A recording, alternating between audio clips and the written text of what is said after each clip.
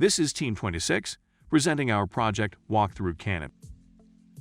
Walkthrough Canon is a 3D puzzle adventure game with a narrative borrowed from 3 public domain novels, Robinson Crusoe, Moby Dick, and 20,000 Leagues Under the Sea.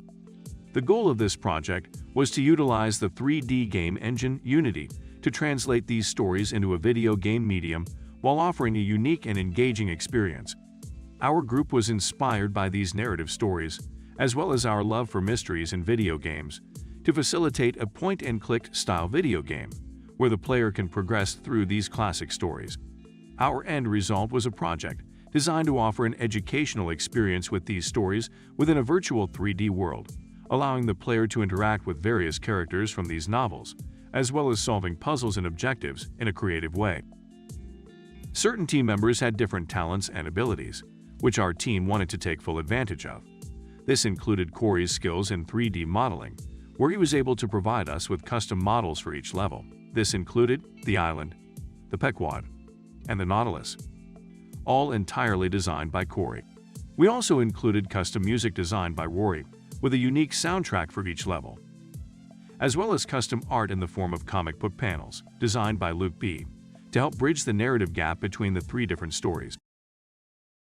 Now join us as we now dive into the nautical-themed world, known as Walkthrough Canon.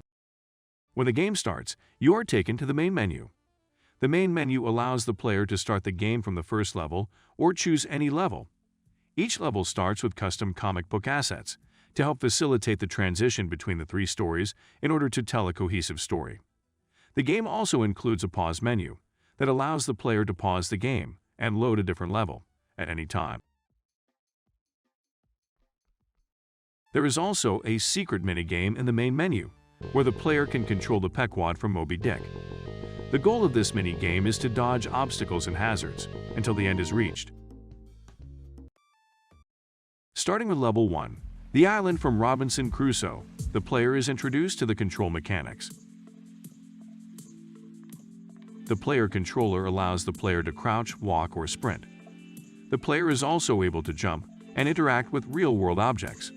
Footstep sound effects were added to the player, which allows different sounds to occur based on the type of material under the player's feet.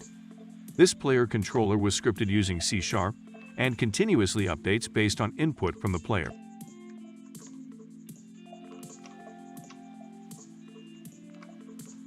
A crucial component of Walkthrough Canon was the dialogue system, using text and canvas elements within Unity in order to present the game as a narrative story.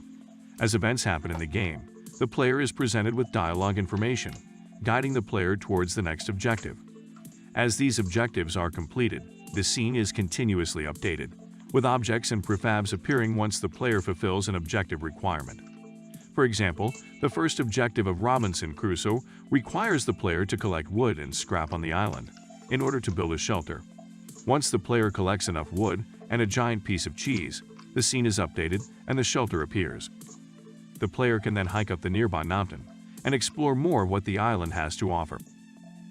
The player is then tasked with crossing a giant gap between 2 mountains.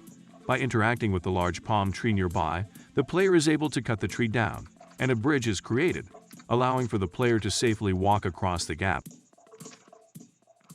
Once the bridge is crossed, the player discovers a footprint. Believing cannibals are inhabiting the island, the player is shocked to hear a stranger's voice. Lunging off the cliff without a care in the world, the player discovers Friday, a man recently shipwrecked on the island. Here the player is tasked with finding Friday's lost dagger.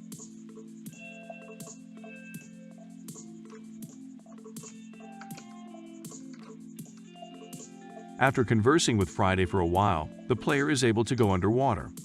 The player is then presented with a blue transparent layer of the camera to simulate being underwater.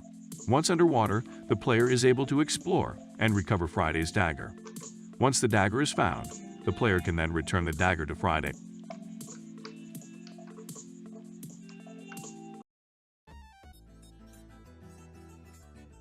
The next level, the Pequod, allows the player to explore the ship that rescued you from the island. Here you can explore the different sections of the ship, as well as seeing seagulls flying around the ship. Birds fly around the ship in an animated loop, showcasing the airborne velocity of an unladen seagull. Here is a clip of the animation used for the seagulls.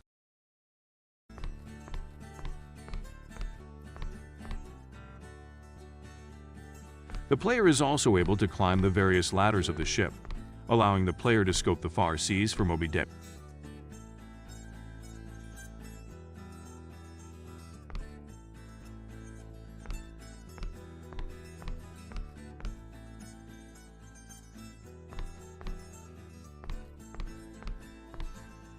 The player can explore the hull of the ship, which includes a mixture of custom assets created by the team, as well as free assets acquired from the Unity Asset Store.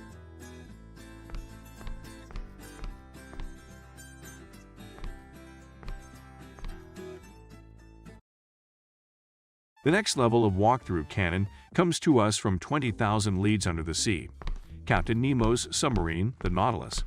With a beautiful ocean skybox surrounding the submarine, the player is able to feel the realistic experience of being underwater, while also being immune to drowning.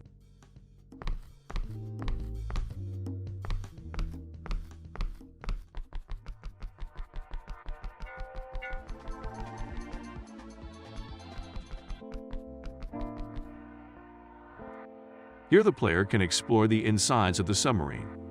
Here you can visit Captain Nemo's quarters, including his library and personal study. The submarine also included a gramophone, which plays unique music from the game's soundtrack.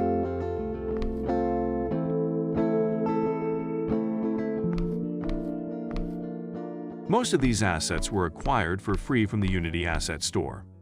Rather than using the IKEA pack, we decided to stay truthful to our narrative story and included nice upholstery and furniture from a Victorian-era asset pack.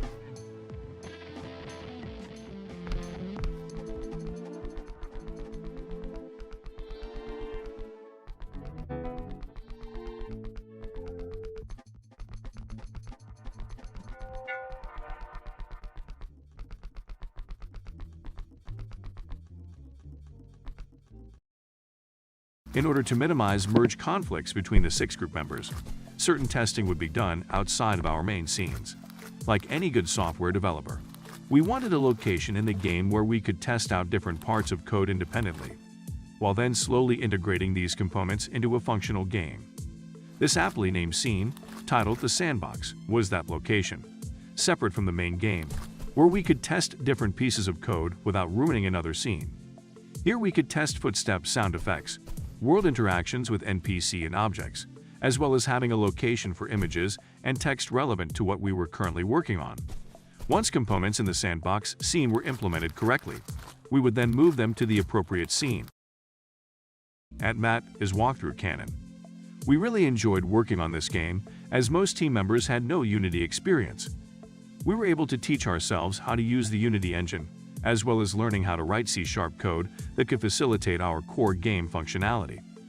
It was very fulfilling starting with a blank project and slowly working towards a complete project. We had to create player controls from scratch, design user interface elements, as well as creating a system that would allow all our scripts to work in parallel. Any questions?